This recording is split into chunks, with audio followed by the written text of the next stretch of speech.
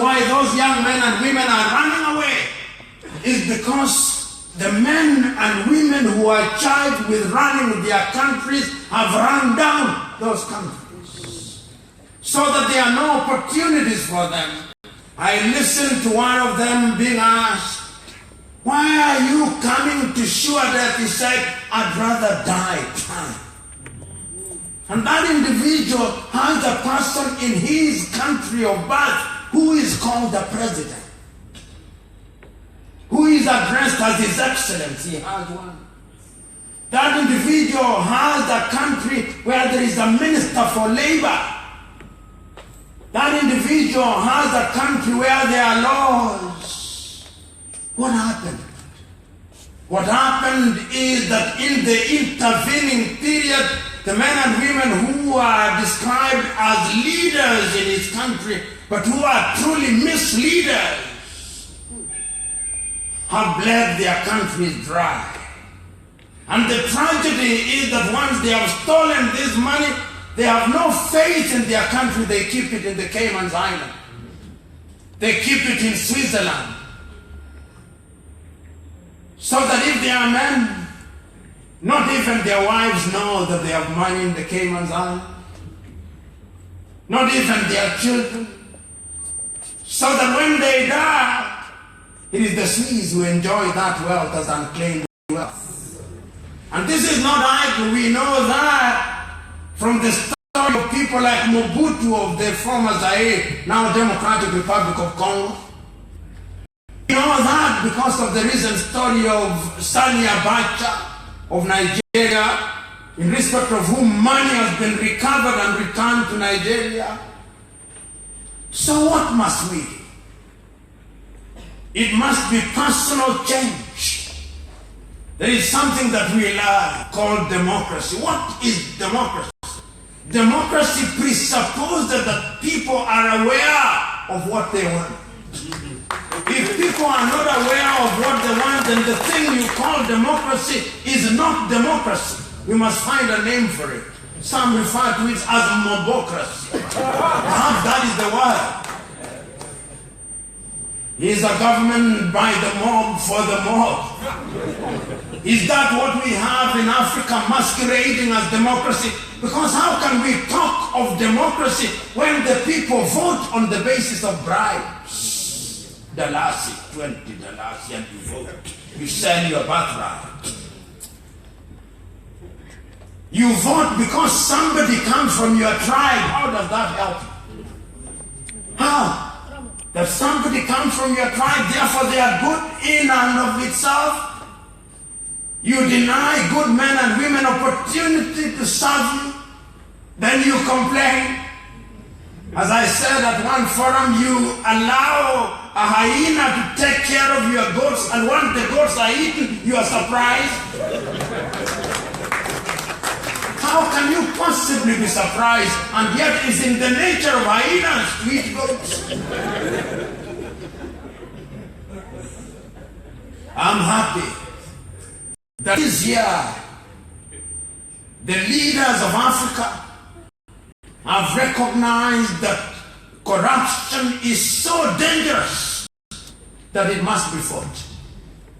And the year 2018 has now been dedicated as the year for fighting corruption as one of the prerequisites to transforming Africa. When they met in Addis Ababa, Ethiopia, between the 28th and the 30th day of January 2018, all the leaders of Africa, all their representatives, dedicated themselves to ensuring that corruption is fought, so that Africa can realize our Agenda 2063, which is meant to transform Africa. But the question is, we have had so many pronouncements for so long that we who are lovers of Africa and sometimes are guardedly optimistic are questioning, will it really happen? Because the world has had all these things. When it came to development, we had the Millennium Development Goals. There were only 8. We never realized them. There were only 8. Then, After we failed to realize them by the year 2015, we renamed them. They are now sustainable development goals, and they are no longer 8, they are now 17. It would appear that the more we apply an antidote to this wound, the bigger the wound. Which begs the question, have we diagnosed the problem properly? And if we have, are we applying the right medicine? This is the question. But yet we cannot afford the luxury of pessimism. We must be optimistic. The reason why we must be optimistic is that extant evidence demonstrates that when a people have made a determination to do that which is good and right for themselves, there are results to be seen. Why do I say so? I say so because in my own lifetime, as a young boy, as a teenager, as a young adult, and now in my middle age, I have seen countries that were God-forsaken rise because they decided to fight corruption. I remember in 1975, Brazil was a backwater country. Then there came men and women in Brazil who said, we have lost many years, we are going to change Brazil. And one of the things that they said they would fight is corruption. 7 years down the line, Brazil now is in the jet age. I travel Embraer from Brazil. Meanwhile, in Africa, we are traveling like Abraham did in donkeys and horses. Not for pleasure, but as a means of transport. We must change that. And it can be changed. And what those countries have demonstrated is not that they have eliminated corruption completely, but it's no impunity.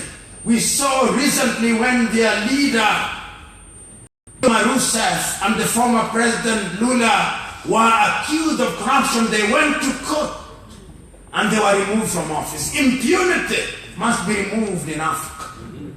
Because in Africa, unfortunately, if you want to be immune from prosecution, you join politics.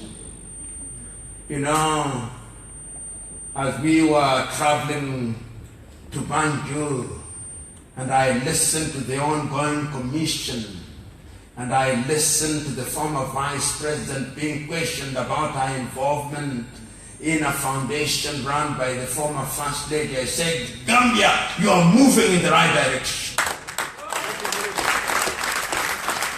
You know, whether that particular process leads to prosecution or not, it sends a very strong message that no matter how high you are, when the time is right, if you engage in any conduct that is harmful to the country, we will have your day at a commission or in court and will ask you uncomfortable questions and the nation will be listening. That is the way to go. And I have no doubt in my mind that in the fight against corruption, the first thing that we must do is to end the culture of impunity.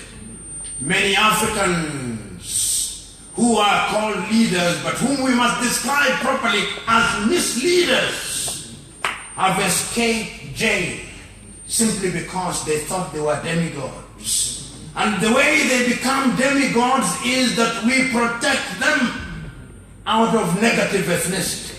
In many African countries, when a thief is arrested who is a politician, they run to their tribe, and their tribe is quick to claim them. They say, we know he's a thief, but he is our thief. And I'm saying that the thieves can have no owners. Thieves belong to a totally different tribe. They are the unrecognized tribe of Africa. And we must treat them as such.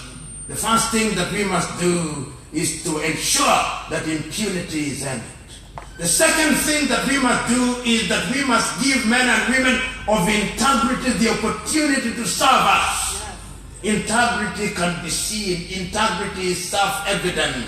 In other words, what other countries have done consistently during my lifetime is that they have always strived to ensure that men and women of integrity are the ones who are given the opportunity to serve. And whenever they have betrayed that trust, they have been punished. I've seen that in Korea. Recently, their president, a lady, a gracious lady, found herself on the wrong side of the law. As I speak to you now, she has lost her freedom.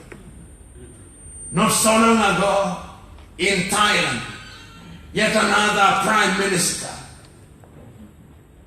Shinawatra, and a few years later, his sister, Yingluck Shinawatra, were accused of engaging in theft. Now both of them are in exile, fugitives from the law. That is what must happen. And that is what makes countries great. Many of us have traveled to different parts of the world and we see good things. We see modern transportation. We see things being done in an orderly manner.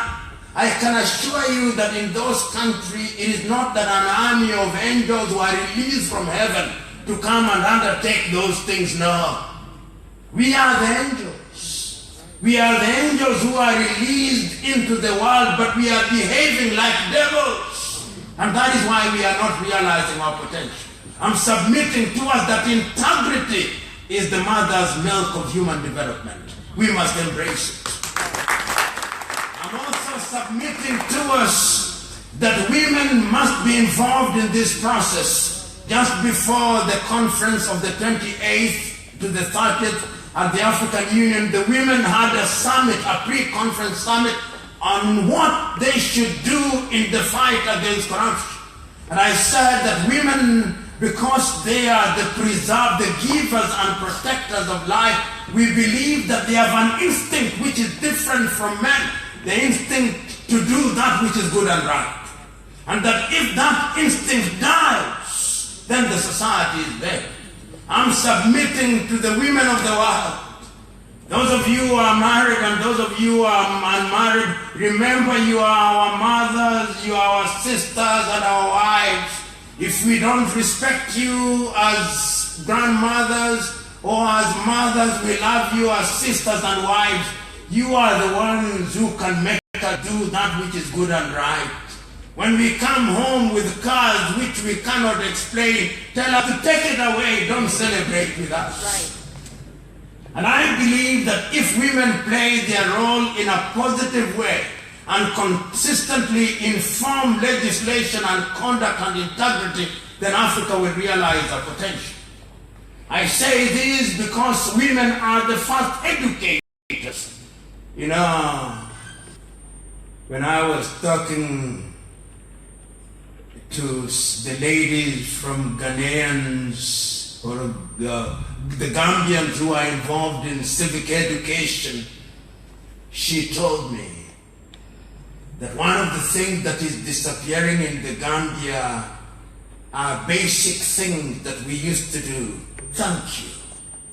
Please. Just good manners.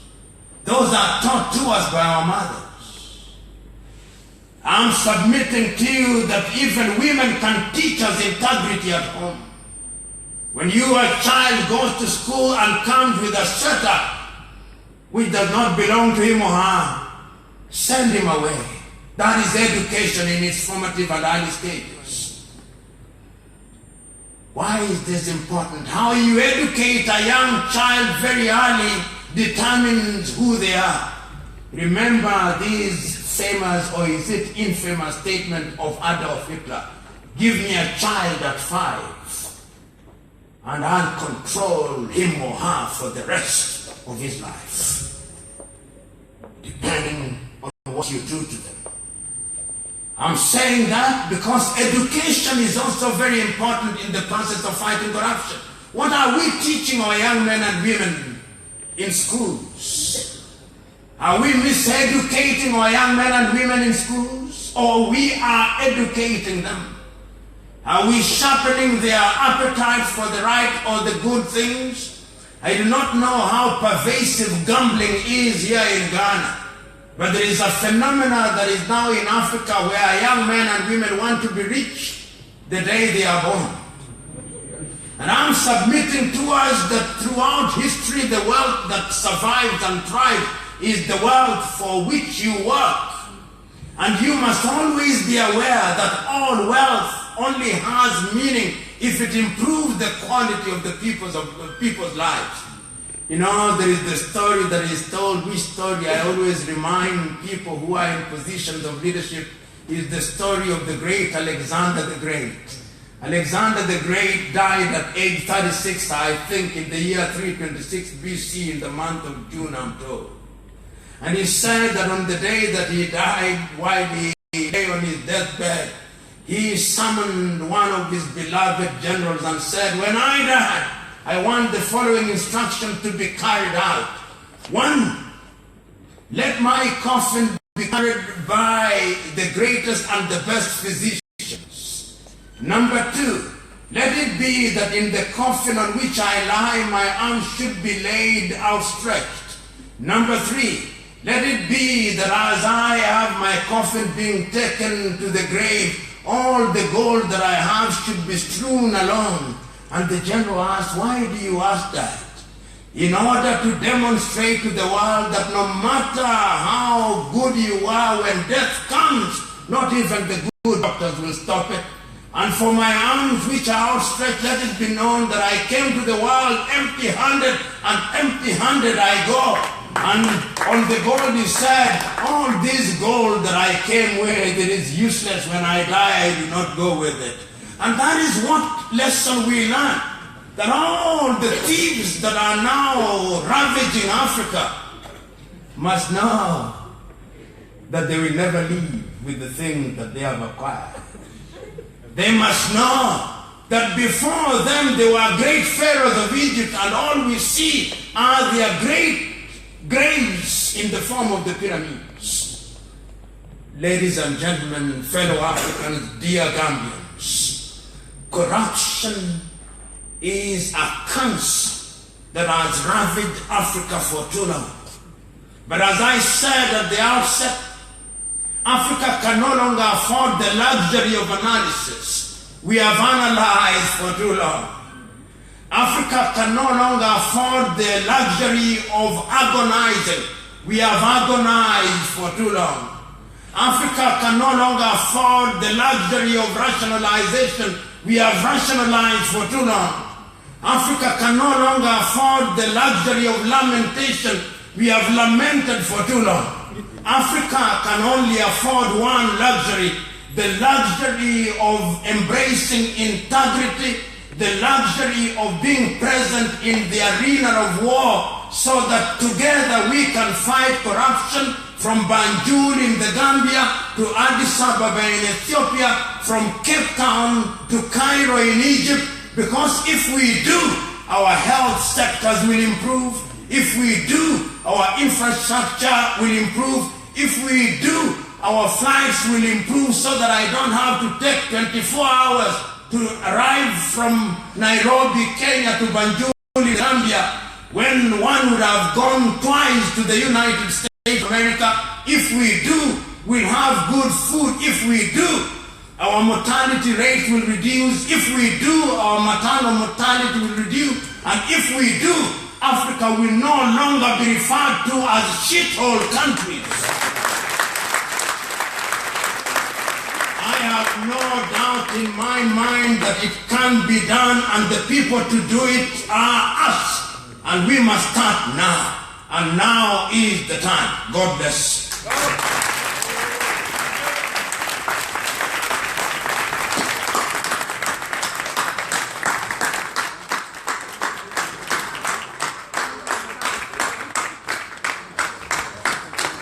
Ladies and gentlemen, another round of applause for Professor.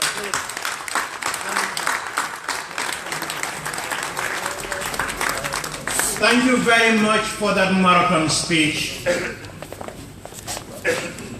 Inspirational on ethics and morals, inspirational on the way forward for the development of Gambia and added value for the current administration.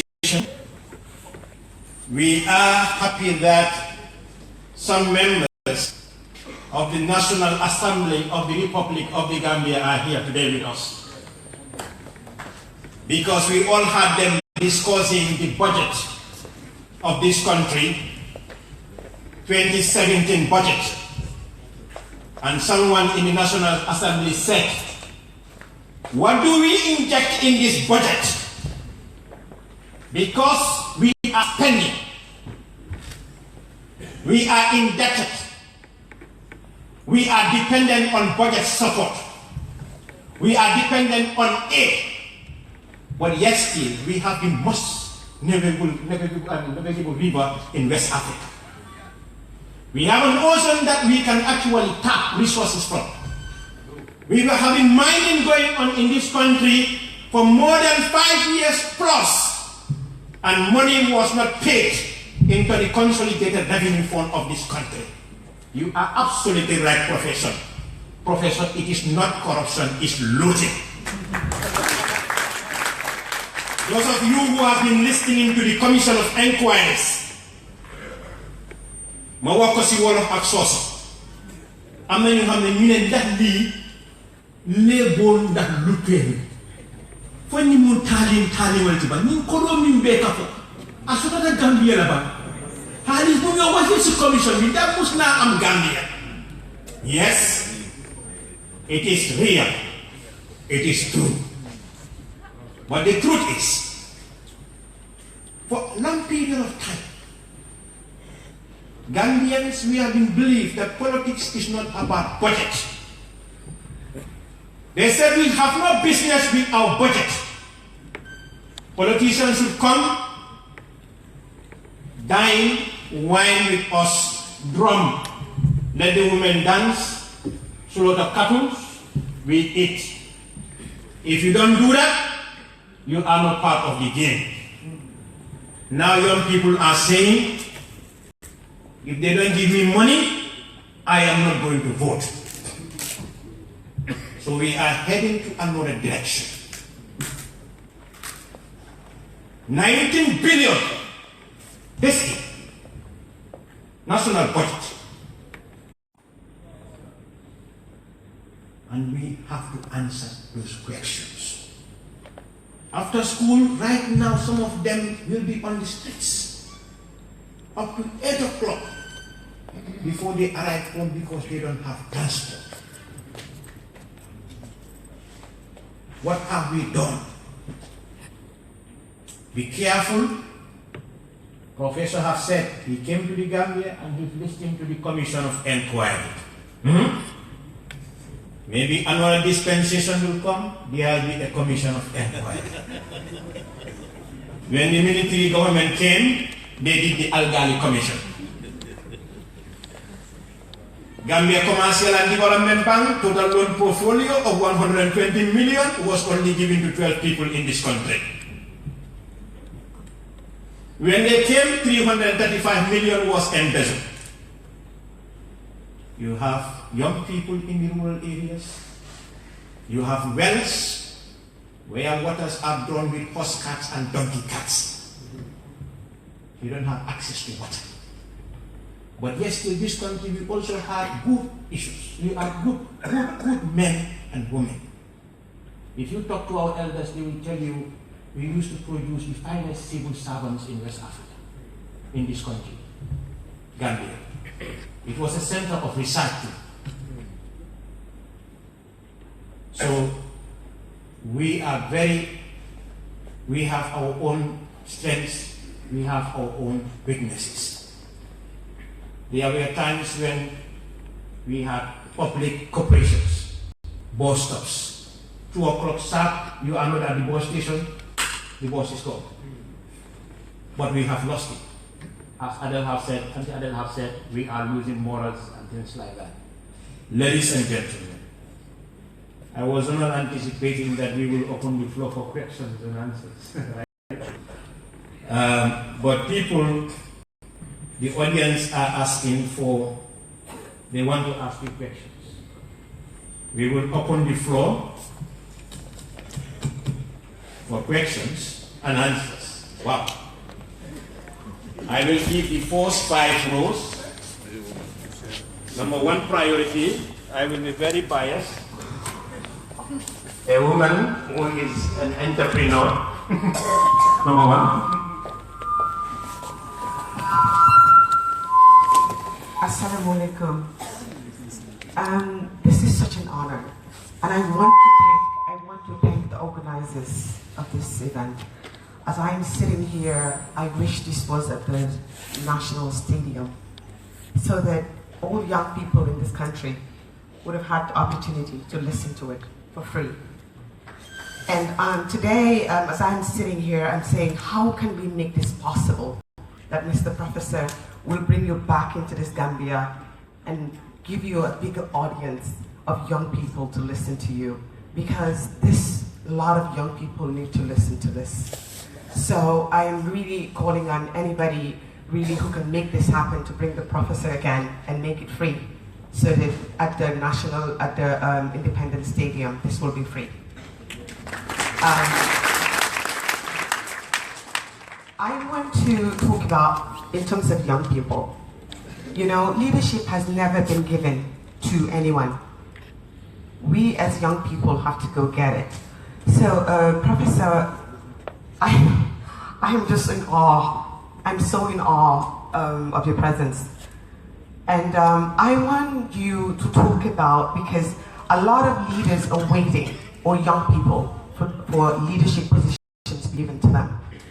I want you to, if it is 1 minute or so, just talk to young people in this country, for them to know that these leadership positions will not be given to them. Somehow they have to form alliances, come together, organize and regroup for this leadership to be given to them. So I want you to just elaborate on that and talk about that and inspire them a little bit to know that this leadership position will never be given to them. They have to go get it.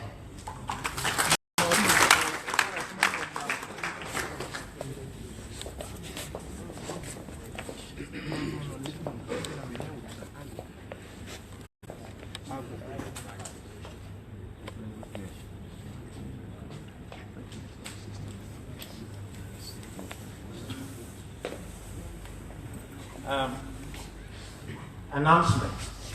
Professor would like for you to kindly write down your questions and pass it on. That would be more effective. If there are many. If there are many people. If there are many people. If there are few, Wait, flip. 1, 2, and 3 here. 1. yes. Question. Can you write your questions down? Pass it on so that a lot of people have an opportunity to, you know, let's do that. Sometimes the question will not be well articulated as you write it. Huh? No, I'm not. Allow us to speak. No, I don't buy that idea of writing my question. I want to talk. Why can't they take 3 questions at a time?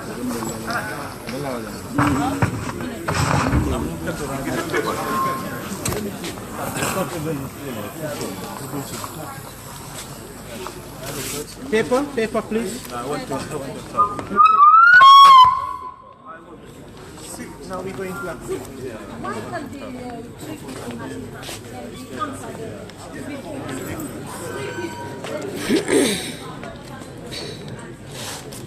How many people have their questions given down?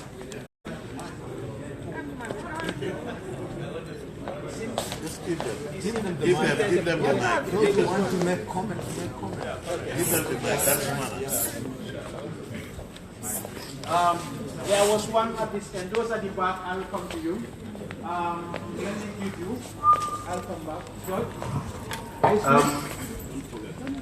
Good afternoon, everybody. I am honored to be here. Professor, I follow your speeches religiously, and I have watched your video, listened to several of videos that you have made, presentation all over the world. And I have been touched by your speeches. And what you said here is not different from what I have listed. But I just want to borrow your word like you used to say. I want to say to you that we still have challenge of availability or access to water in this country, because I have been involved in the development of water resources in this nation. There are places like Sumana has highlighted that you use animals to draw water from the wells. And last week I was in the field and I saw somebody tampering with the tap that we have put, and this is an investment of 4.2 million euros. And I was talking to the water committee chairman, why do you allow this child to be there? He said, Africa, we are not organized. And I was touched. In your presentation, you talked about elections in Africa is more or less ethnic census, ethnic alliance. How do we ensure that we don't elect those thieves that we say or loot us into office if we try to divide the line between ethnic census and voting the right people? Are we now saying, or are you saying that because of ethnic census we elect thieves into office and ethnicity is an impediment to national development? And one of the things I have my questions here is, excuse me, you are a Kenyan by nationality. I listened to the news of the swearing of Odinga, and I was touched, and as an African, and I made a statement while I was driving home. I said, Odinga should be killed. And the guy said, why do you make such a statement? I said, because people have demonstrated, and they lost their life in the process of demonstration. You are a Kenyan by nationality. You have made several speeches in Kenya. Are they not listening to you? Why do we have another president swearing after another president? That's treason. And I saw you in your full submission of the Court of Appeal in Nairobi supporting the incumbent government. You had a lot of criticism based on that, and I still subscribe that yes, you did the right thing based on your profession. But I want you to clarify, why do you support the ruling government in your submission of the legal case against the then election? Thank you.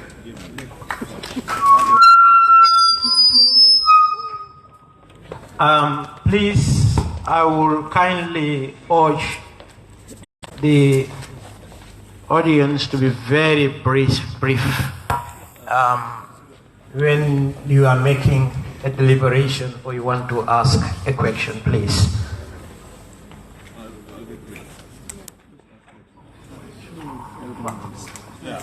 I will, okay, a senior citizen, a senior civil servant, a retired one.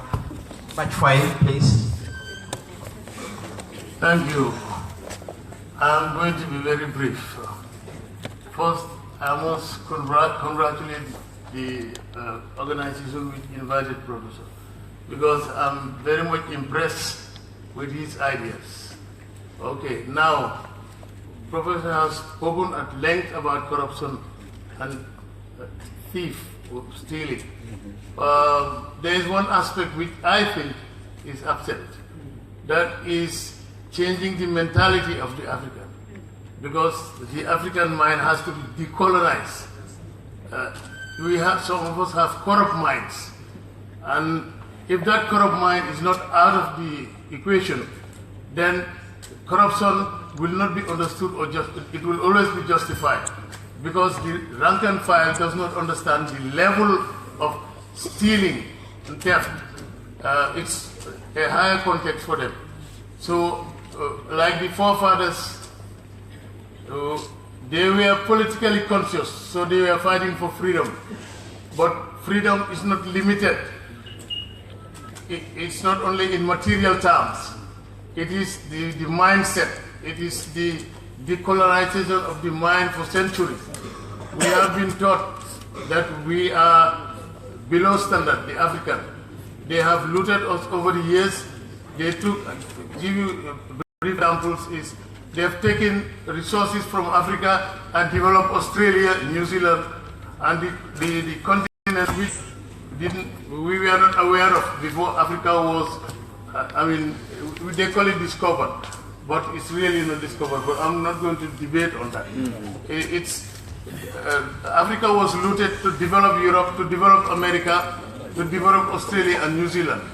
There has been books written on it, but I'm not going to dilate on that. Yeah. But this is all because we have a corrupt mindset, and because we don't know our history, we were deprived of our history.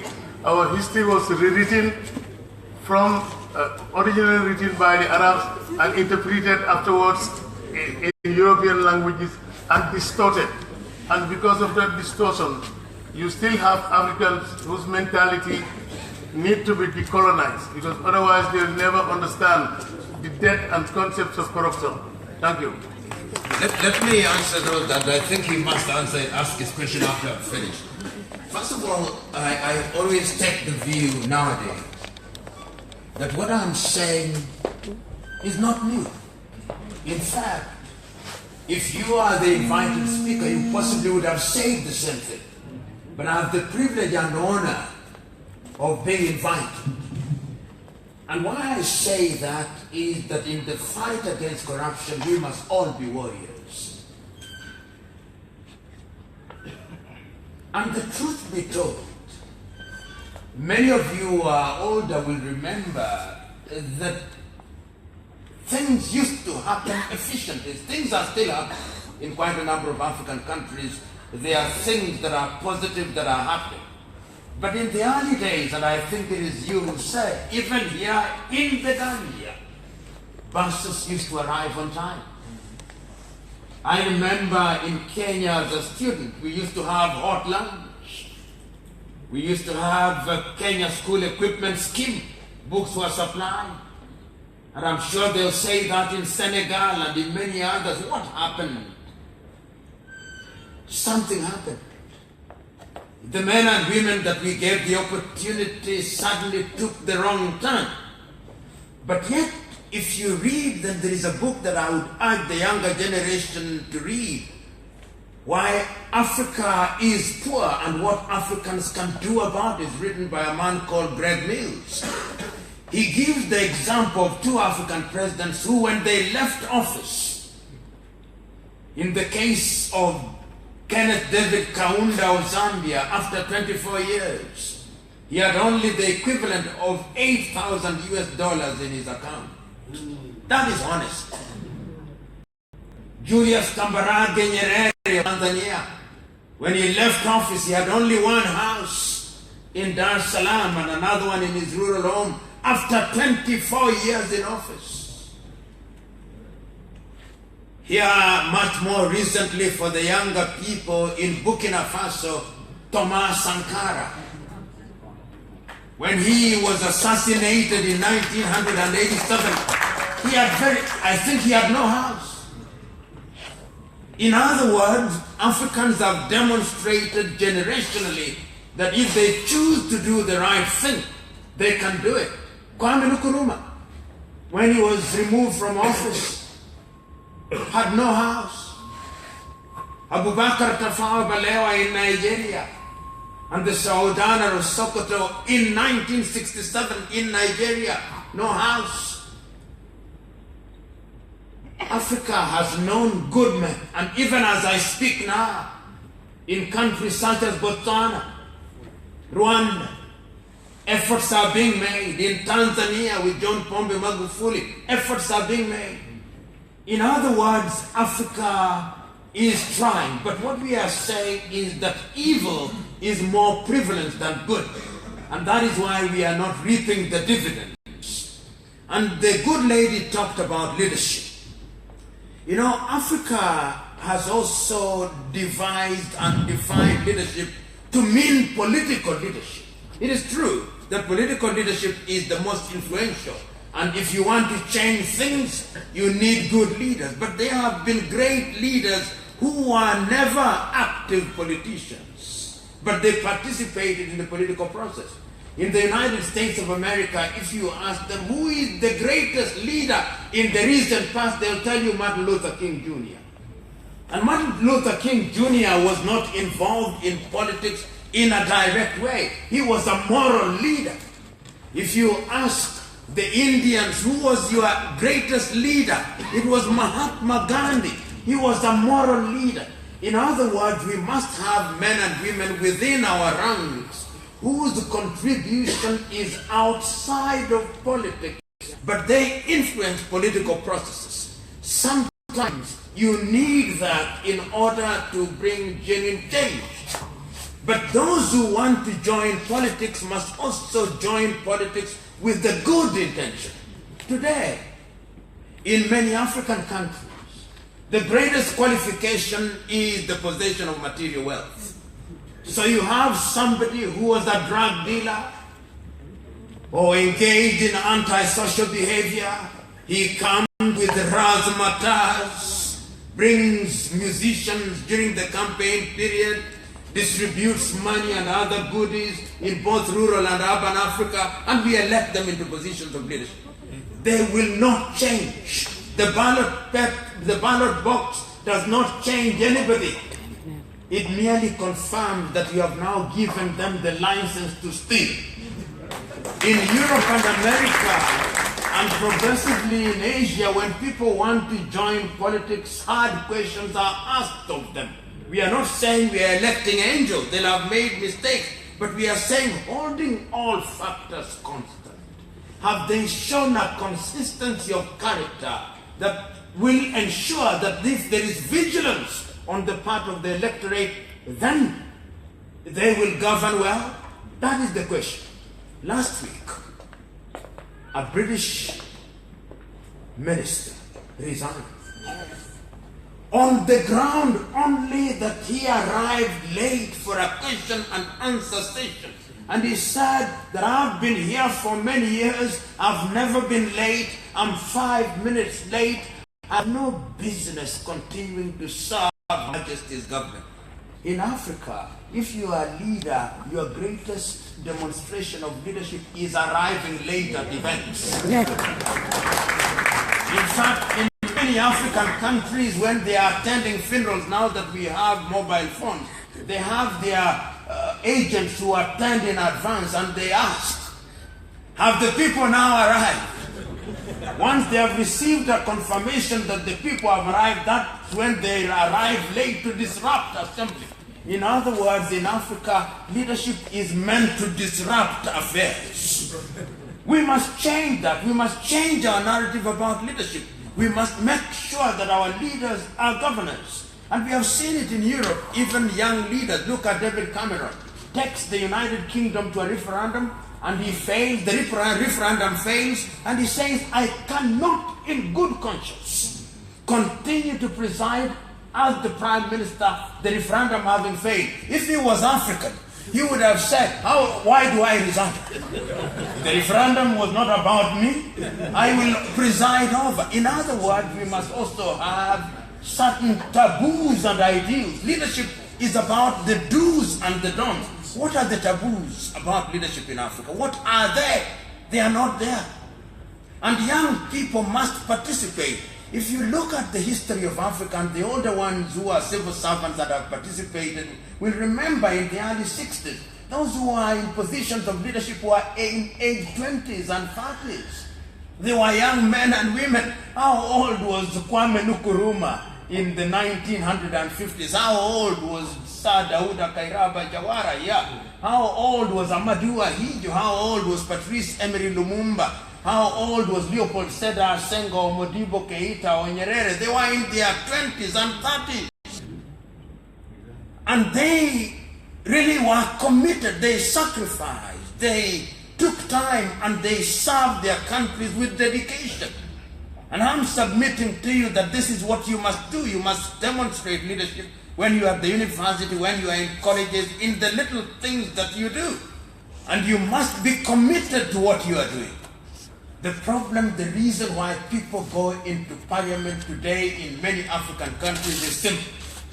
The quickest way to unearn wealth in many African countries is to join politics. We must reverse that. We must ensure that we go into politics to serve.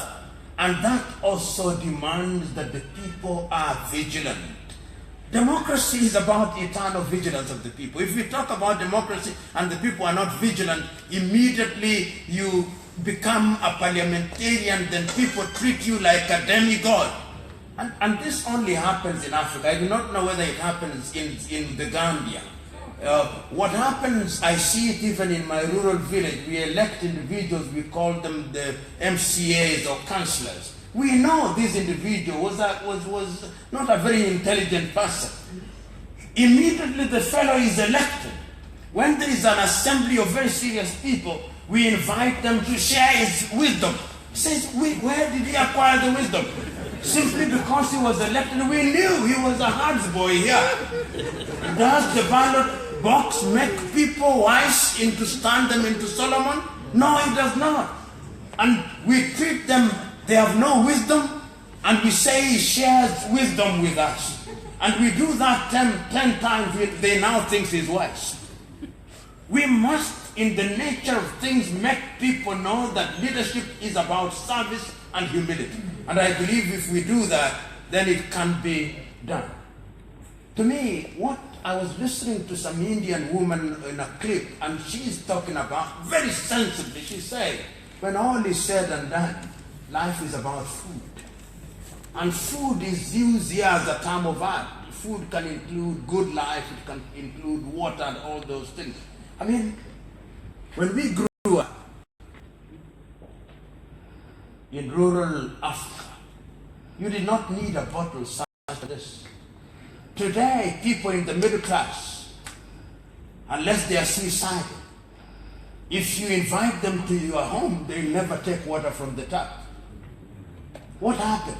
That in the 60s, we did not have this. Today, this is a multi-million-dollar industry. And most of the water, the bottled water that we are drinking in Africa is made by Coca-Cola or Nestle of Switzerland. The middle class are taking this. Why? The Gambia river, the river here, why don't we use it? Why don't we use our underground water resources? What are we doing? Is it because there is shortage of legislation? Africans produce very beautiful pieces of legislation. What do we do with it?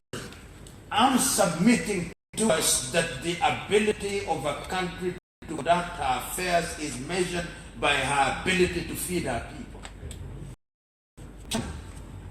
1.4 billion.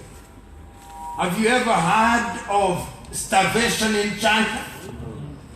Today, in my rural home, which is on the Lake Victoria, we are buying fish from China. China. In Nigeria, and quite a number of African countries, chicken from Brazil. Chicken cannot grow in Africa. That we might buy chicken from Brazil. Why? Eggs from Romania. If you go into any restaurant here in the Gambia and in many African countries, you'll find butter from Denmark. It is all about governance. It is all about pride. Rice. Where are we getting our rice from in most African countries? These are the questions that we must ask, and we are saying that it is a function of leadership. The reason why sometimes we import all these things is because some politician or some bureaucrat wants to make money. Suppose we made a deliberate decision today that we want to grow our textile industry. Can we have a textile industry in the Gambia? Can we have textile industry in Kaduna in Nigeria? The beautiful clothes that we are wearing in many parts of West Africa, they are, if you find out, they'll be made in Austria, in Belgium, or in the Netherlands. Your shoes will be imported from Italy.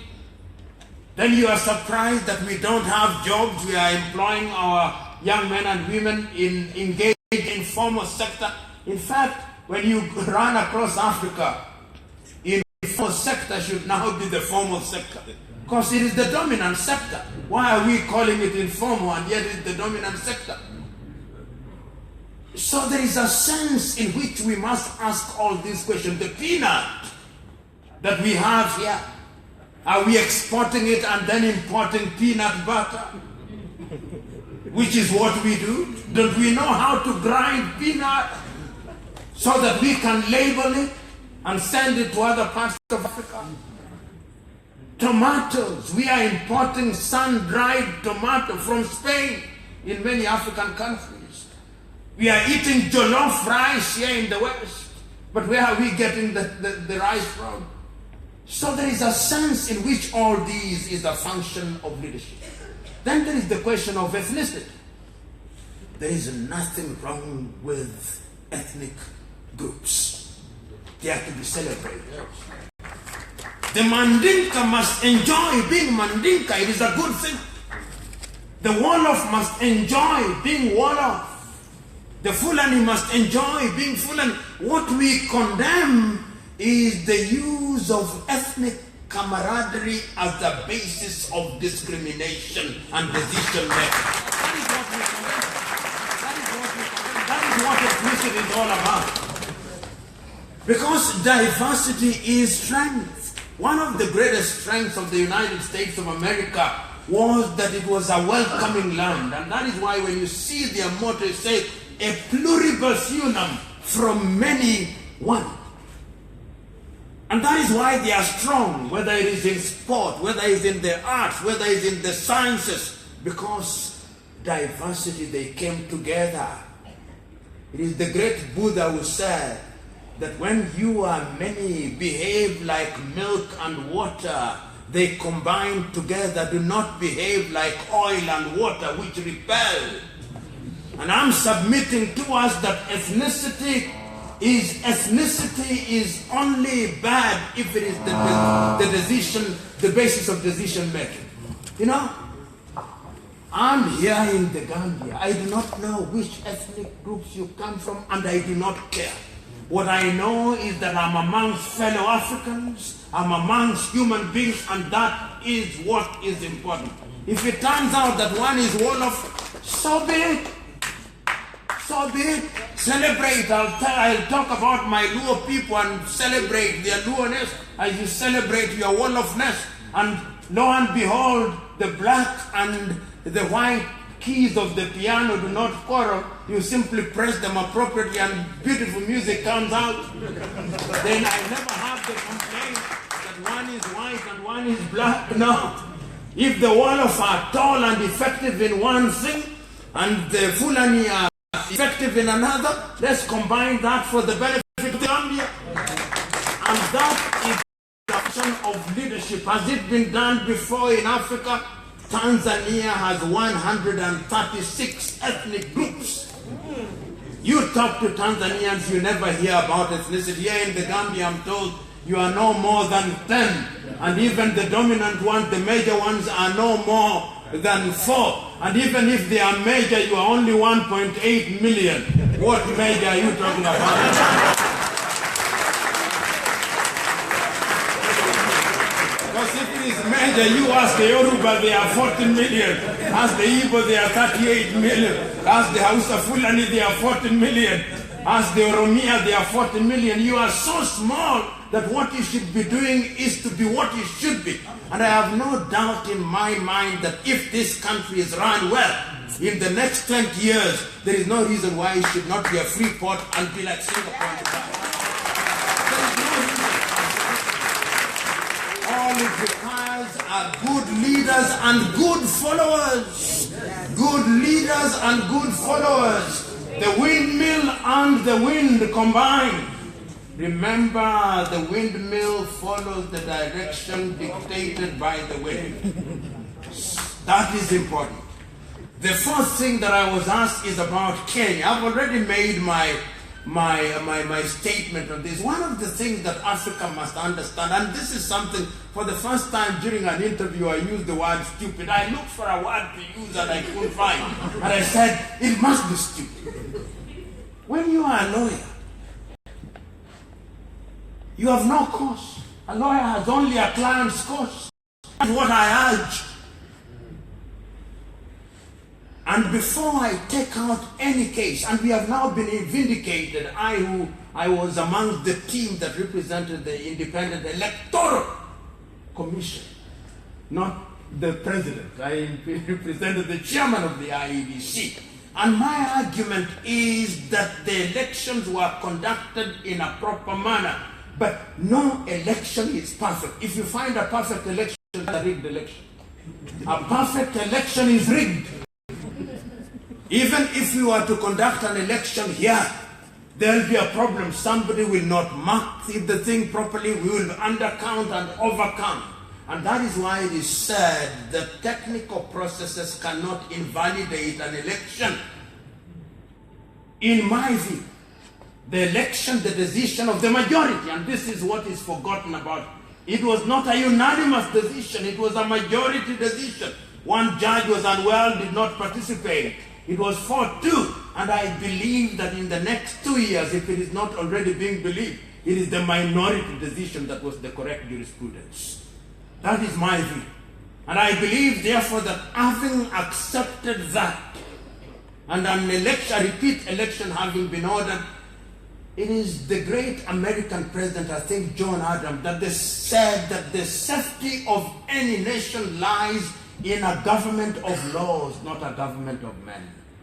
Laws. No matter how mighty you are, the law must be the thing that governs us. Because that is what is safe. You may not like what is being said, but for the sake of good order, look at the driving on the road. Every time that we go driving on the road, and I think you drive on the right, the reason why you go there and come back home is, number one, you have made assumptions that everybody is going to drive properly.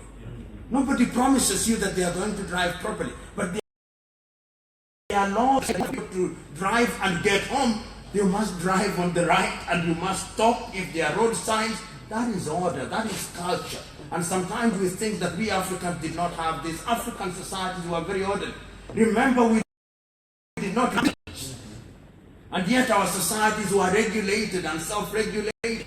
And I'm submitting to us that our leaders, African countries, have created a situation where there are individuals who believe that unless they win the elections have been rigged. In fact, I know of no African countries where leaders accept that they have lost the election. Recently in Angola, the leader was defeated so badly, he says, I've been rigged. Every African who loses an election, I'm not saying that there is no rigging, but very few Africans actually come out and say, I lost the election. Your own former president, and I was glad. I was so happy when he came out and said, I lost the election. I said something very beautiful about it. Then a few days, some revelation came out. And he says, I didn't lose the thing. Let's go back. You imagine, I imagine to myself, had he stuck. In fact, he could even have said, the elections were rigged, but for the sake of the Gambia, which is larger than I accept those rigged results. It would be very different. That is what we want, a culture that in any competition there will be a loser and a winner. And I'm submitting that that is what ought to happen. Unfortunately, in Africa, we don't accept that, because once again of this ethnicity, I belong to the same ethnic community as Mr. Odinga would saw himself, but I don't agree with it. I don't agree with it. The assumption that one must come from my ethnic community for us to benefit. Benefit from what? The government ought to serve all of us, using our resources. And as long as we don't kill that, there will always be problems. But yet I think that those who are in positions of power should also accommodate. It is important that there must always, democracy is about constant negotiation and discussion about power. And if any people for any reason think that they are excluded, even when they are wrong, it is dangerous. Even when they are wrong, it is dangerous. Because, you know, I do not know the younger ones, when you are invited to a dance in my community and you are excluded, you simply say that the dance will not go on. So what you do is to take a stone and target the source of the music and destroy it. So that if you can't be allowed to dance, then nobody will dance. So my own view is, if there is such an individual who wants to destroy the dance, we must bring him near and we watch him so that he will not destroy our dance. We want him inside, not outside. And I think that is what we should encourage.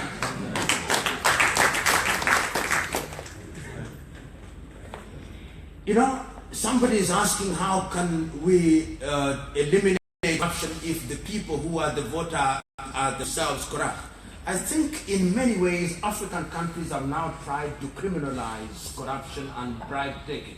I know Tanzanians have now even banned the whole idea of having the electorate being treated to lunch and rice and all those things. It is not very easy, but I think there is a beginning. Even these countries in Europe and America that you now see, there was corruption, but they have fought it. It is something that must be fought on a daily basis. It is, you know, corruption is a sin, even from a pure religious standpoint. It's not just a crime, it is a sin. If those of you who are Muslims know, the Prophet talks about it and against it. Those of you who are Christians know Christ talks about it.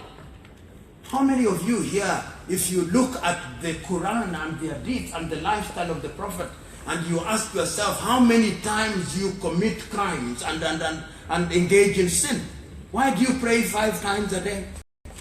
It's because you are a sinner, and you are sinning even as you sit here by word, thought and deed. By thought, you are sinning.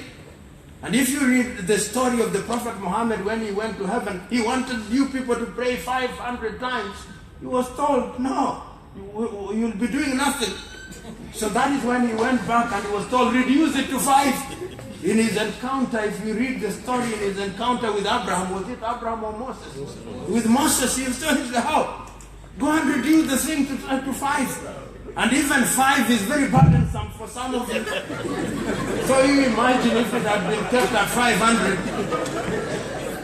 So there is a sense in which we must engage in constant political discord as I think Africa, there is a book that has been written by a Ghanaian traditional ruler. Is called Professor Nana Kobina Ketsie. Nana Kobina Ketsie should be known to West Africans. He was a professor of political science at the University of Cape Coast until last year, and is the traditional ruler of Esikadi in Cape Coast. And he's written a book about African culture and development. And he's asking a question which I think Africans should ask, and I'm responding to your question. What is wrong with our traditional models of governance? Because this thing called democracy is giving us trouble. This thing called political parties. You know, what is a political party? In my country, political parties are simply ethnic groups and arrangements together, and we call them parties. But are they really political parties? And he's suggesting that perhaps there is something in our traditional governance which we should consider in order to redefine democracy and make democracy. When we talk about Africa, Africa is very diverse. If you go to the different ethnicities among the Wolof, or the Fulani, or the Mandinka, there were governance systems. Is it possible that the Gambia can be retained as a Gambia, but in local areas there are certain aspects that are dictated by modernized methods of culture? Is it possible? Has it been done in the recent past? Yes, Switzerland. If you read the story of Switzerland, Switzerland was at war until one general said, you are French speaking, you are Italian speaking, you are German speaking, you are Romance. Let us create a country called Switzerland. Let us divide it into cantons. You, the Germans, will govern yourselves. You, the French speaking, will do so. You, Italian speaking, will then have a central government in Bern. And how many of you know who the president of Switzerland is?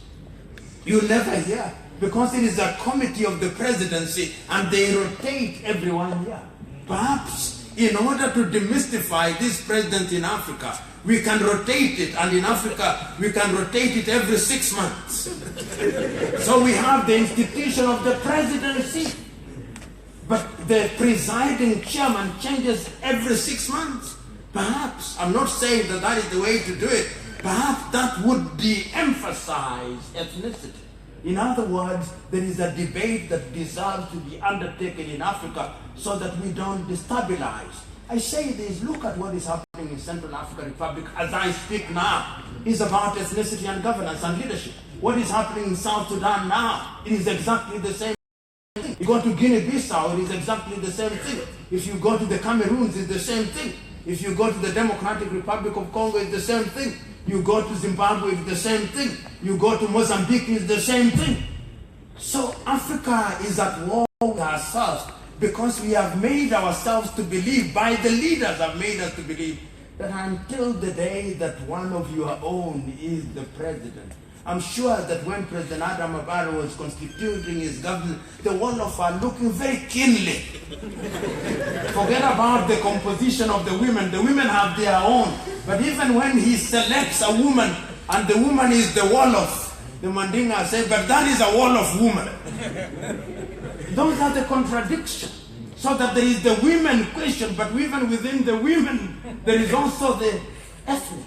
And that, perhaps here in Gambia, is not a major issue. You come to my country, you know what ethnicity is. We are now rated as one of the most negatively ethnicized countries in the world.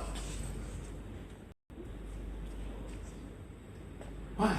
I'm leaving the Kenya School of Law as the director on the 6 months having served my full term. Somebody has gone to court to sue the Honorable the Attorney General that the board of the Kenya School of Law is ethnically improperly balanced. And he has given the mathematics, 63% this tribe, 23% this tribe, 20% that, and that board ought to be dismembered on that ground. These are the low levels to which we have sunk. As a young country who has graduated,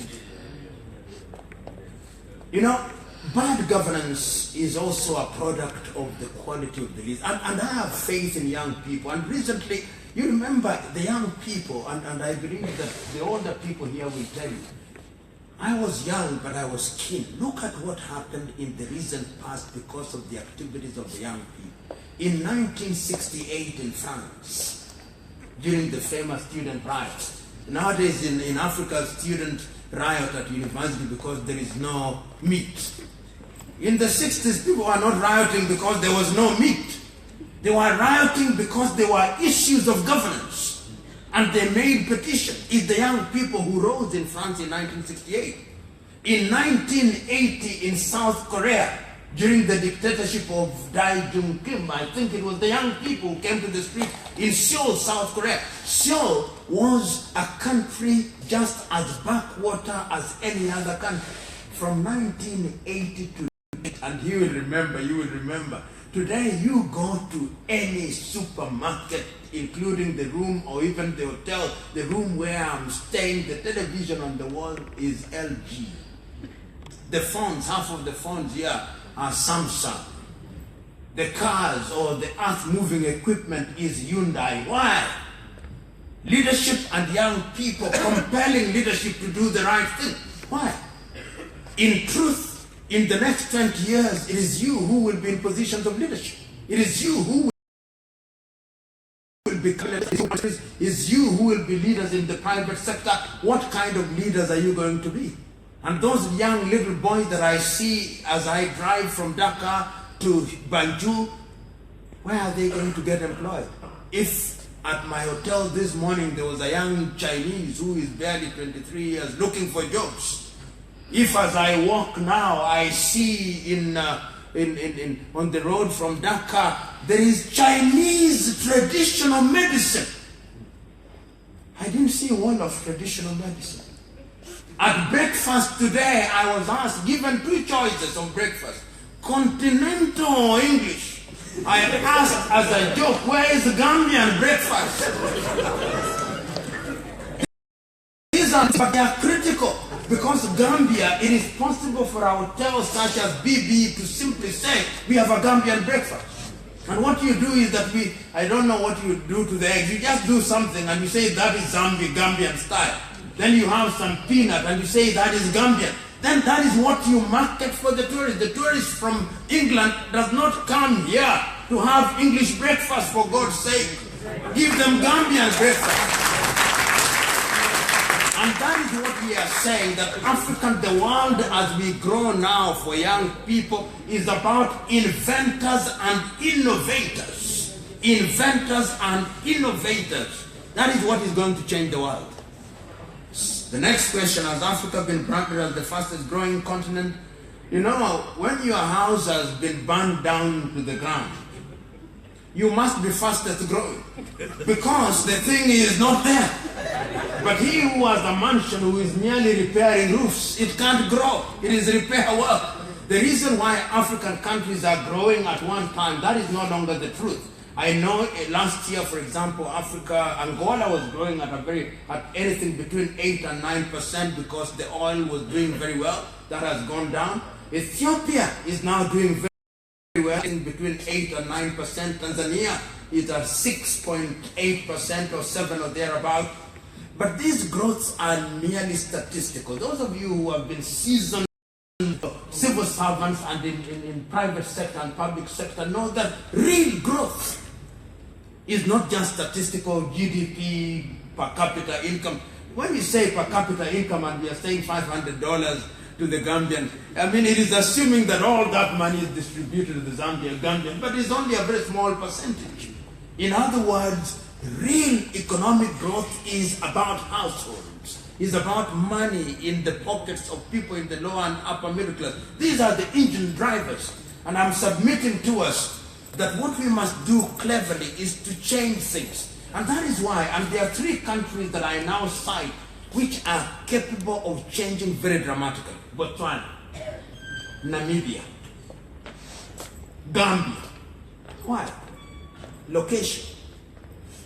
You are here on the Atlantic, small population, close to Europe, with good tourist activities, potential.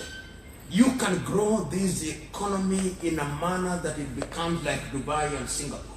Is it achievable? Yes, it is achievable. How are you interacting with China? What is trying to make you attractive and you to derive from the I'm still talking about young people.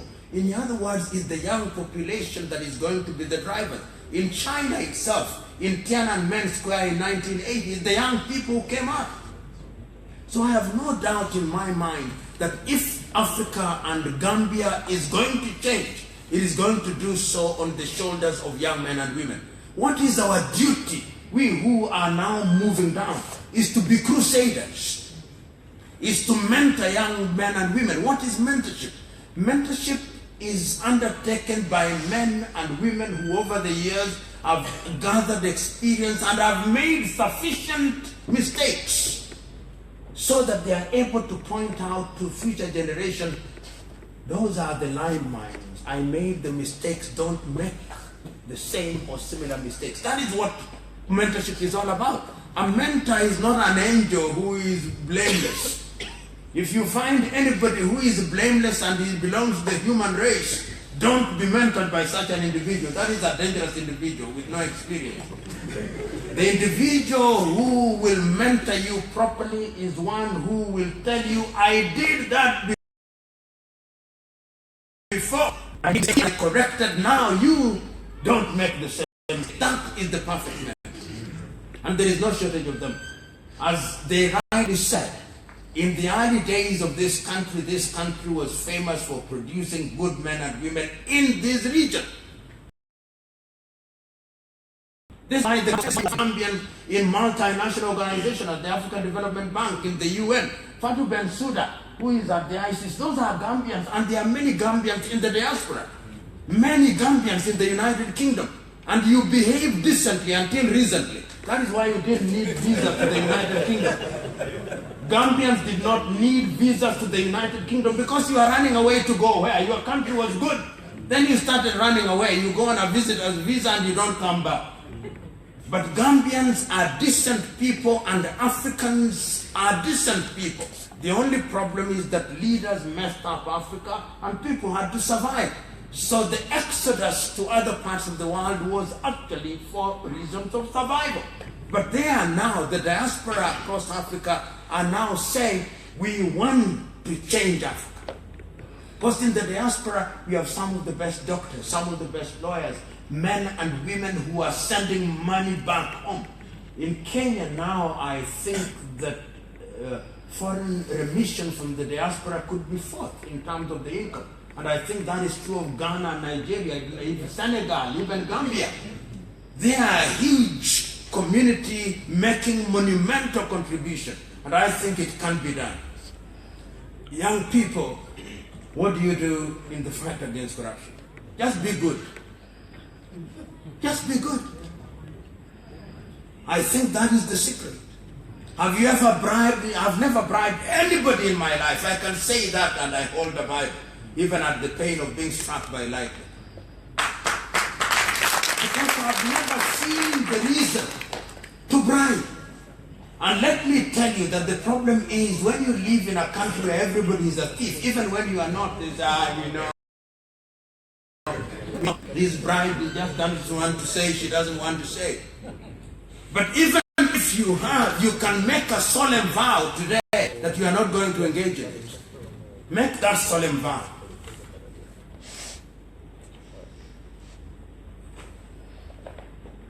Oh, somebody is talking about solar energy. Last year I went to Namibia, and at the airport in Saya Kotoka they say that the sunlight in Namibia can light the whole of Europe. I said, why can't it light Namibia? Why are you talking about Europe?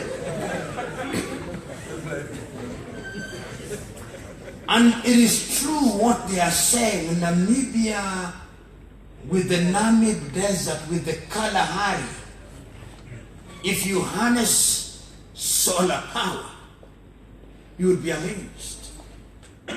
Today I was asking my very good friend, big brother here, where do you get your energy from? And he said it's from oil. That is too expensive. You can't industrialize. Too expensive. We must look for something. We must go hydro. We must go solar. And I'm happy he said that there is now a joint effort of Mali, Guinea, and other countries to ensure that that is harnessed. The Grand Inga Dam in the Democratic Republic of Congo is estimated can produce about 300,000 megawatts. Then you are beginning to talk industrialization. When you have 1,000 megawatts, don't even mention industrialization. That is what they use at the Schiphol airport to run the airport. So you can only talk industrialization when you have energy. And I think that one of the things that the government must do for those who are in parliament is to begin to move in that direction. This sun that we have here must be used to good effect. Parliament is at the very heart. That is the question. What role can Parliament do beyond making laws? Laws are good, but laws must be obeyed. The problem in Africa is that we make laws that we do not intend to obey. A friend of mine once said, and I agree with him, that Africa is the graveyard of beautiful laws which are honored only in the rich. And the first people to disobey those laws are parliamentarians. In many African countries, they make laws, but they don't want to be bound by the laws. I'm submitting that it is those, why is it that people in positions of leadership must provide leadership? They are the most visible. They are the ones who are on television on a daily basis. So we see them very often, and if they conduct themselves badly, then we want to conduct ourselves badly. Do you know if there is a parliamentarian here or leaders? Many young men and women want to be parliamentarian because they think it will give them a license to misbehave. Because they see their parliamentarians misbehaving. Then they think in order to misbehave without, not only parliamentarians, anybody in positions of leadership, if you are school headmaster, the teacher, the pupils are looking at you. If you are captain industry, I've had the occasion of serving 3 major institutions in Kenya in the last 15 years. and I've known one thing. When I go to work, at 6, I'll be at my desk. I don't have to tell anybody to be there at 6. By 6:30, people start arriving. By 7, everybody is there. The reporting time is 8. When you lead by example, people follow. You don't have to tell them. But if you don't lead by example, you can say all you want to say, but they know, but does he ever come? So leadership by example is the most important thing. What do you have about the culture of bureaucracy? You know, people think that bureaucracy is a bad thing. The lifeblood of institutions is bureaucracies. The only thing that we quarrel about is when the bureaucratic red tape stands in the way of efficiency. Do you know that many countries can even run without a parliament because of the bureaucrats? The men and women who on a daily basis are at their desk, doing what they have done for the last 10 years, pushing paper and making decisions, those fellows are the people who run government. What we want is that the bureaucracies ought to be efficient so that service delivery is effective. If you say that you will apply for a passport and you get the passport within 30 days, you don't have to go until the 30th day and you get your passport. That is what we want. In many parts of the world, now progressively in Europe and America, and even some African countries today, as you sit here, you can incorporate a company in Rwanda. That is how the Rwandese have done it. You can incorporate a company in Rwanda from Banjul, the Gambia, by going into the internet. You can do so, I think, Botswana. That is the ease of doing business. I think in Kenya you can also do so. And there are many African countries that are beginning to embrace that. That is what we want. So that the bureaucrat has now used the technology for purposes of efficiency. I was quite impressed when we went to the Dhaka International Airport when we arrived. The ease with which I moved through the airport and out. Questions that are asked are valid and legitimate. And even at the border here, when we crossed into the Gambia, the ease with which there was movement, those are the kind of things that you want to see. Free movement of goods and people, and then there is efficiency. And then it was explained to me when I saw some lorries which are from Mali, that they are called 5x5. That is efficiency. And these are the things that we want to do, and once there is service delivery, then the world will move in the right direction. The dream of a United States of Africa, I've always taken the view that a united Africa is a good thing. And part of the frustration that we have in the world, when I was a little younger, I had this idea that I had all solutions to the problems of the world. I now know better. There have been better men than I, there will be better men and women than I. My duty is to make my contribution. And my contributions, your contribution sometimes is to plant a seed. This dream of united Africa, will it be achieved now? In your lifetime? Perhaps. Perhaps not. But the fact that we are talking about it suggests to me that it's something that people desire. And there are decisions that have been made in the recent past which I think are very good. And these are regional. Look at ECOWAS. Some of you may think that ECOWAS is a talking shop. But your country is a testament to what ECOWAS can do. During your crisis, it was the voice of ECOWAS, amongst other things, that energized you internally. The reason why you rose internally is because there was a big brother watching out there. A big brother that was saying, you continue, act. If certain right decisions are not made, we are going to act. The bigger you are, the better. The Liberians will tell you that but for ECOWAS, they would not have known the peace that they have known in the last 12 years and a transfer of power, which was peaceful. And I'm quite certain that there are stories to be told. And I hold the view that if ECOWAS is united, and I'm told that there is a meeting going on here of ECOWAS beginning to talk about a common currency. Is it called the ECO currency? In East Africa, we are also talking about another currency. The Central Africans have the CFA franc. Southern Africa, and I believe it is block by block. Remember, the United States of America started with the 13 original states. And when they met in Philadelphia in 1776, the decision and the intention was never actually to make a United States of America. The decision and the intention, the agenda of that meeting was to perfect the acts of the Union. So I believe that possibly in the next 50 years we'll become closer and closer. Only last week there was the opening of the skies to ensure that there are direct flights to as many African decisions as are possible. I now know that in many African countries you can get passports on arrival. Kenya has said that, Rwanda has said that, Ghana has said that, and free movement. We are thinking of a railway under Africa Agenda 2063 to have a railway line from Addis Ababa to Banjul in the Gambia and Dakar in Senegal. And I hold the view that these are achievable. And it is your generation that is going to work at it. I am happy that, okay, nowadays there are quite a number of Gambian students in Nairobi, Kenya, so that you don't have to go to Oxford and Harvard and Yale. You can, I'm not saying you should, but you should also be looking to the University of Lagos. You should also be looking at the Czech University. You should also be looking at Furabe. You should be students going here in high school to Achimota College. In other words, and there should be Kenyans coming to the University of the Gambia. It is through such cultural exchanges that we are going to create an Africa that is sustainable. And somebody is asking about fellowships. I believe that the African Union has now started an internship program. And I think that that internship program is going to be very good. And then perhaps even in East Africa, here in West Africa, they have a Pan-African university, and there is going to be the African Academy, which is going to be housed in Kigali in Rwanda. So you can see that the movement is there. You can see that there is a pregnancy. The thing that we must not do, that pregnancy must not be sustainable. There must be a delivery.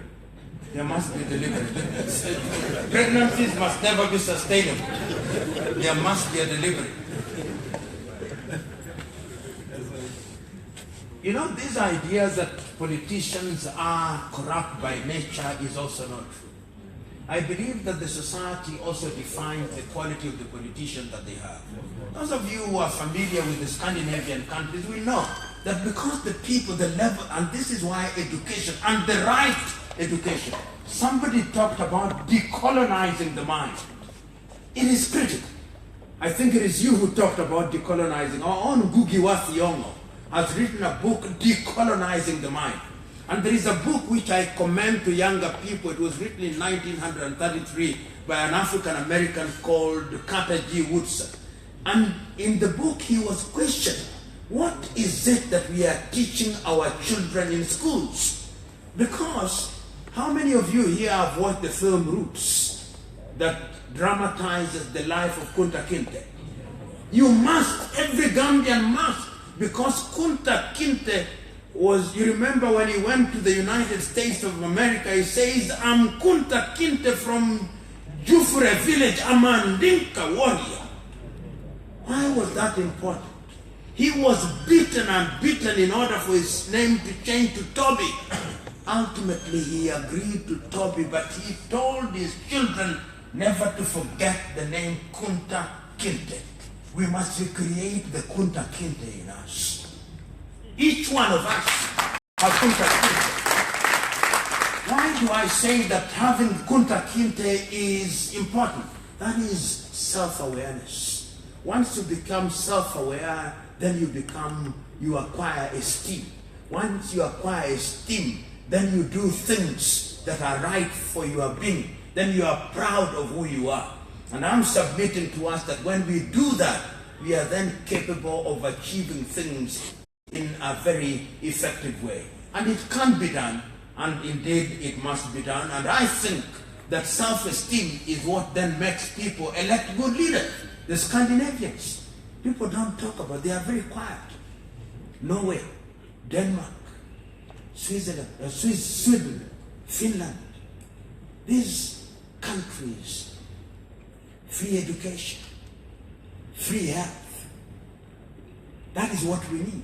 Suppose you could have that in the Gambia, would you have any problem? Free education, free quality education, free health, so that the lady you are talking about does not get told to go after one day. 1 hour. You can imagine, you know, for those of you who know childbirth, I've never been involved in one. Most men have not been. The closest they ever get to those who are civilized is to watch from a distance. But those of you who are involved, even through reading, know that it's a rigorous exercise. Now you being told to leave after 1 hour. Why? It's because we don't have the facilities. If you have the facilities, you can be told, stay there as long as you can, so that you recuperate in an environment where there are healthcare providers. That can only come through governance, good governance. I've already answered why is a politician promise their people when they are not in power? Because we don't make demands. If you've given a politician, if a politician has given you 200 of your currency, dollars, as sometimes you call your own currency, dollars. If you've given $200 and you vote on that basis, when I get elected, I don't want to see you. Because I've given so many of you that I've finished with you. So when you see politicians behaving the way they are behaving, they are tired. If you talk to any typical African politician, when the thing they dread the most is to go to their constituency. Because first of all, you've got to have money to go to your constituency. Because there are individuals who will come immediately you arrive in your home. They are there in the morning. They are eating every meal with you. And they think that they have freedom to your kitchen, to your everywhere. And if you don't give them the freedom, in these days of social media, they are on Facebook saying all manner of unprintable things about you. And on Twitter and on Instagram. And so if you talk, I believe each politician in the Gambia or anywhere in Africa should write a 10-page thing saying the life and times of a God-forsaken politician. You'll be amazed at what they go through. It's because you want to be bright. But the day you simply listen to their agenda and you are moved by it, your relationship is defined very differently. And they know they'll serve properly and serve you with dignity and like servant leaders. So we too, the electorate, are the problem, particularly the younger generation. I'm told the women are the most faithful voters. When they have taken a bribe from you, and they do, they ensure they vote. The young ones don't even vote. But in the recent past, even women have become very dangerous. They take from everybody. I remember at one time, I don't know whether they sing during elections here in the Gambia. Is one song. And when the politicians arrive, the only thing they do is to insert the next thing. In my rural village, there is one that they say that you are the one who is known. This is your time. So there are 10 politicians, the same song, and all of them tell you that this time it is you.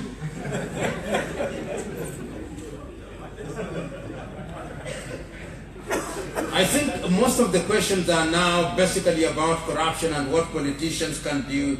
And the last one is, do you think having a convention against public servants receiving medical treatment and other services, you know, that is the most, there should be a requirement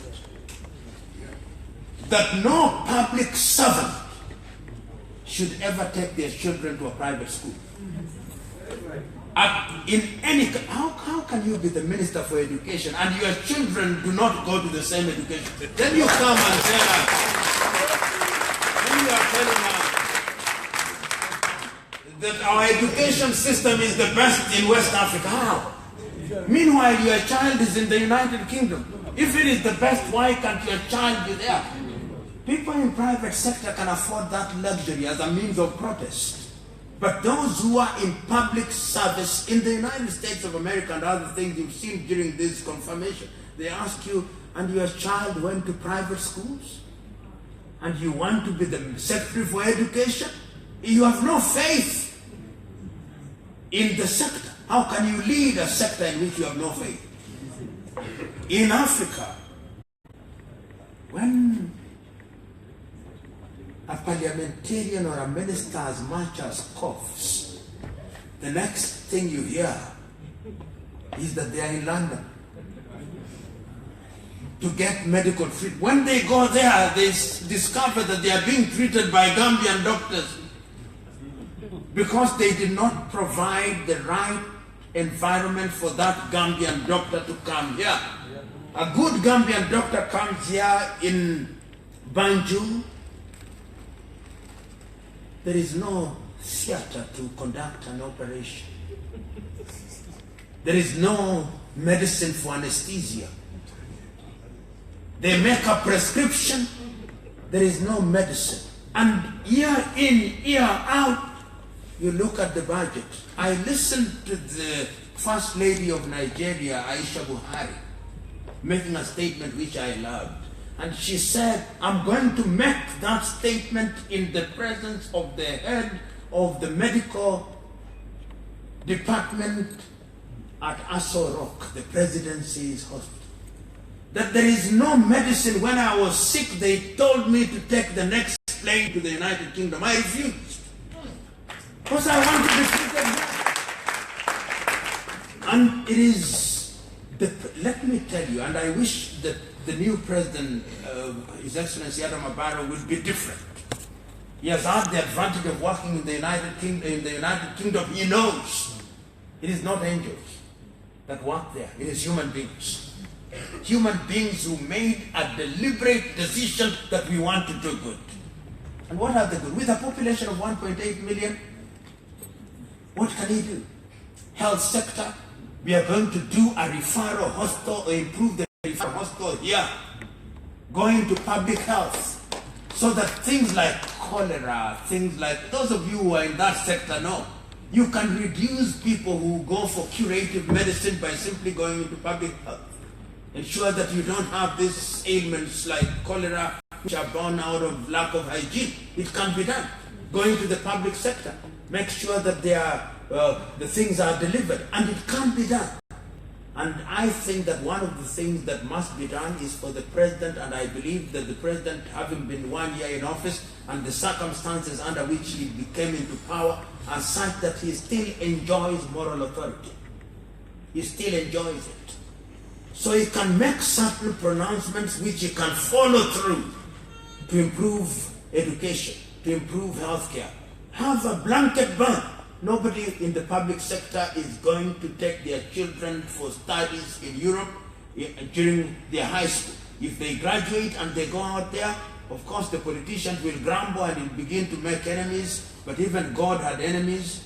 So who are you when you are in leadership that you can't have enemies? Then he does that in the public sector and does that in all those sectors. In a nutshell, without purporting to have answers for any of your questions other than my own views and thoughts, what I'm saying is that what we are asking for can be done. Why do we have the confidence that it can be done? Because it has been done. Do we have the men and women who can do it? Yes, we have men and women who can do it. Look at my brother here. In the field of tourism, what can he not do? What can he not do? He's been there. He has made mistakes. He has made strides. He can be an advice for the government of the Republic of the Gambia. Adelaide there. What does she not know? Which conference has she not attended? She's no longer interested in attending conference. She just needs to be given good food and good environment and advise the government on all matters relating to women. In other words, if you look for men and women who have accumulated experience this country has, and if they don't have them in West Africa, they are there. And if we need them from outside, which I don't think we do except for sharing experiences, Africa has the ability. And there are men and women in their diaspora who are waiting to contribute, even if they don't come physically. I'm one who no longer believes that our men and women in Europe and America must necessarily come back. They need to, some of them, but there is a contribution that they can make even where they are. And that contribution is what is going to catapult this country and the continent on a totally different trajectory.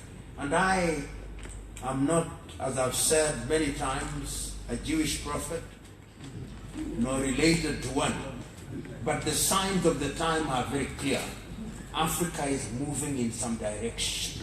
If we remain on that trajectory, if we are vigilant, let me tell you, this continent in the next 20 years will move in a totally different trajectory. And then, of course, the other thing, and this is the last question that I've been asked that I'll answer, human rights. You know, when you have bad leaders, then they have the inclination to abuse people's rights because they are not doing the right thing. The abuse of human rights is a product of bad governance and lack of accountability. When people are doing the right thing, then they need not abuse people's rights. When they are serving their people honestly and diligently, they don't need to torture anybody. They don't need to arrest anybody other than in accordance with the law. But when they are engaged in criminality, when they are thieves, then they are threatened, then they don't want to leave office. When you hear somebody who does not want to leave office, it's because they are making mistakes. Let me give you an example. Even in little organizations, there are individuals who don't want to be promoted. You promote them, then they are annoyed. I do not know whether in Gambia you have such individuals. You promote somebody, then they are annoyed. Why? Because in that position they are receiving bribes and they are thieves. If you move them, then they are going to lose opportunity. There are fellows who are entitled to 30 days leave. They don't want to go on leave. And even when they are on leave, they find an excuse to come back to the office. Why? Because they must be at that station so that those who are bribing them will find them. They can't rest.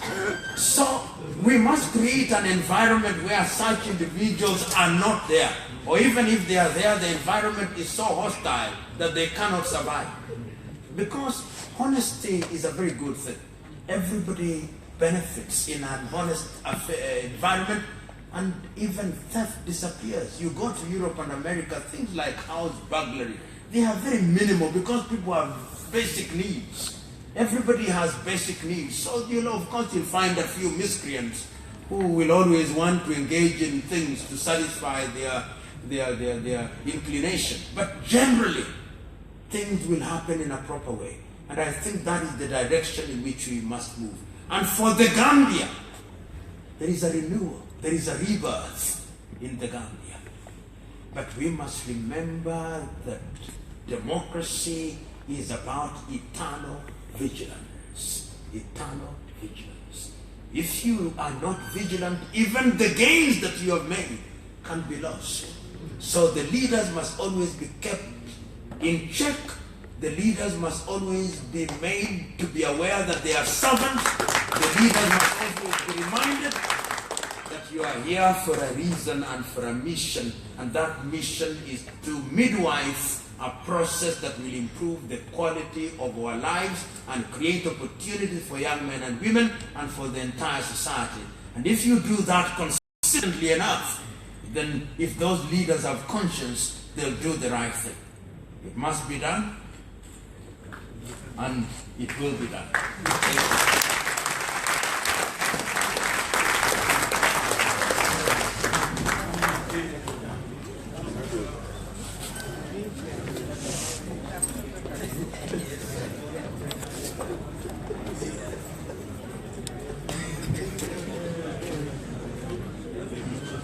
Yes.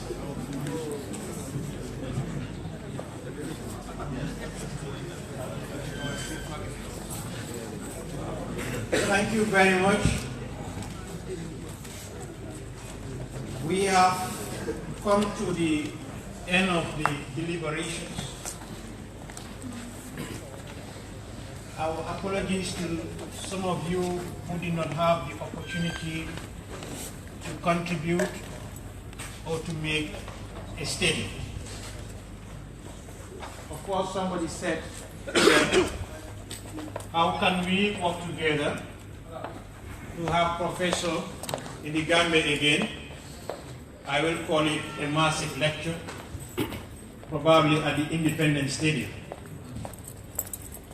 Work towards towards it. And we work towards it. I think if we work together, bring people together who have the experience, competence, we will be able to have you back in the Gambia again. And not only seeing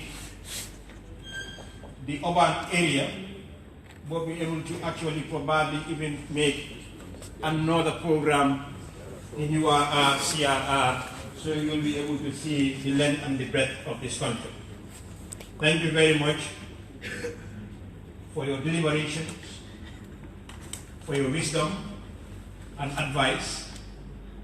And young people, we've taken note of the issues, and our anti-adult, women in development, we have taken note of your deliberations, and we thank you very much.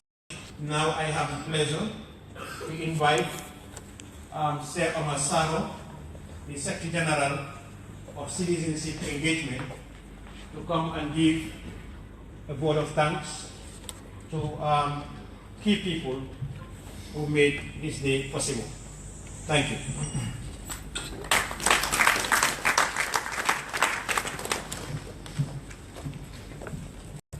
Good evening. I look very tired. It has been long days, long nights, sleepless nights to get this done. I'm very happy and glad that I have seen these people here who have worked with us tirelessly to get this occasion. And to the members of the CAG, our able chairman, Baka, and the deputy, Bintamane, Mama Mobilizer, and Ansuman who have been coordinating a lot, and our media man, Kek Sane, I'm thanking them a lot for their tireless efforts. This was not a dream for us. This was a venture. It's a start. Because we, Citizenship Engagement Group, is a non-partisan civil society group. We have been engaged in many outdoor and indoor activities with our communities. We contribute to children's education, women's scaffold, and support them. The last place we were in was at Bundung. There was a women's association. We donated them 22,750 to get milling machine or whatever they want, or to get a revolving fund. Because we have seen that many of the women in the Gambia not only breadwinner, but they do a lot. The last time I was engaged in a little bit of studies, 61%, 61.46% of women give their children lunch every day to go to school. Every day. And what are they? They are just petty traders. And they sell perishing goods. And those goods, they can be destroyed, no storage for them. Those are one of the ideas and activities CEG came for. We want to recycle whatever we get back to the society for the citizenry, to educate, to enlighten, and give them what they want. So that was why we got into this venture with our partners in the diaspora to get Professor Lumumba here. Thank you for coming.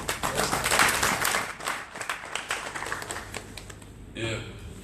What we have here, anti-adolescent also, is that women are a very vulnerable group. And here in the Gambia, there is too much blaming, counter-blaming.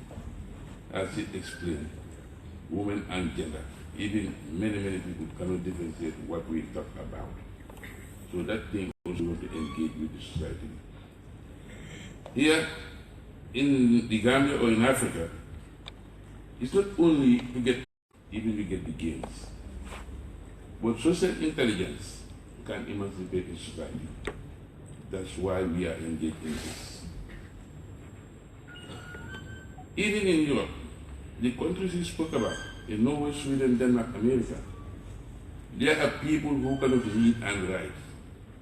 They come to the bank, they fill their forms for them. But here in Africa, not your mother tongue. If you're going to read and write, they say it's an illiterate. But there, they said you get reading and writing difficult. So we have to change our attitudes to help our people, not to look down upon them. And besides all that, I have to thank Sky High Group. They were the first one to contact us after writing to them. And TK Motors, Capital FM, Gamtel, Gamcel, and Gigos. But there will be a great thanks going to our Koto, Adama Ba. A family man, he left his family here. He crossed a river, crossed a border, he went to another country to get us Lumumba here. So thank you, Koto. He could have seen it as, no, these are young people, I'm older than them, I don't have their time. I've got my other activities. But this shows that if everybody, the elder society, the young ones, if each of one give a little push, at the end of the day, we'll get a big push. And that big push is what Professor is talking about. That we have to do and change our attitude.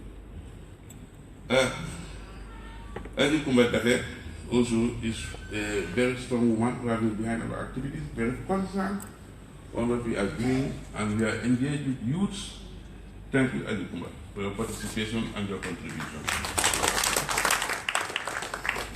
To close this again, I will tell you, we have to continue in our homes, in our societies, in our work, in our support.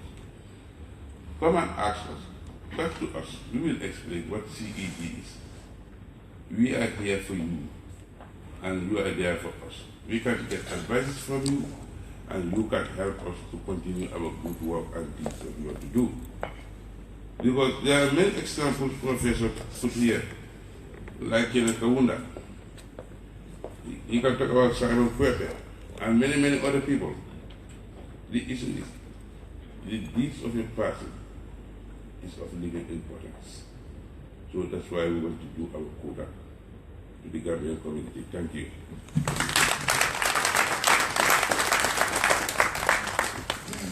Thank you. Okay, that's the end now. Okay. All right.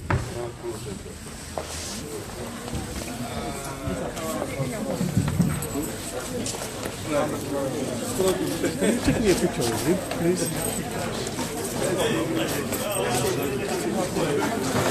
Gambia, this is what we bring for you. This is the end of the program.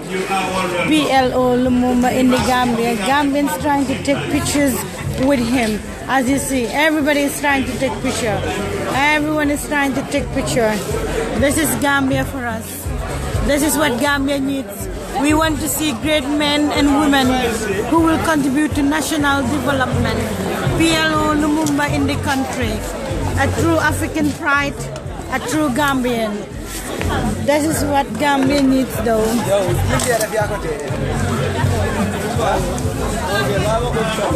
University of the Gambia, NDI Road, Law Faculty, Canopy. UTG Canopy. Tomorrow 5 o'clock, please. That's what I said.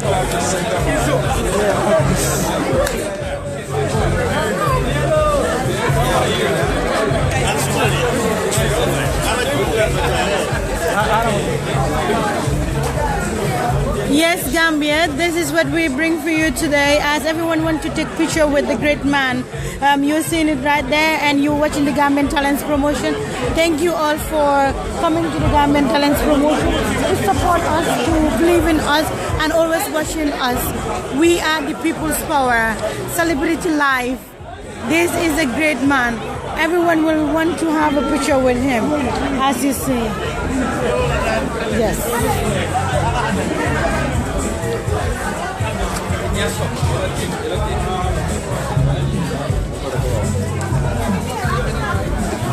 Yes, Gambia, yéen ñi nga xam ne yéen a ngi seetaan Gambian Talents right now, daanaka everything jeex na fu mu nekk nii nit yaa ngi jël picture ak moom noonu la soo amee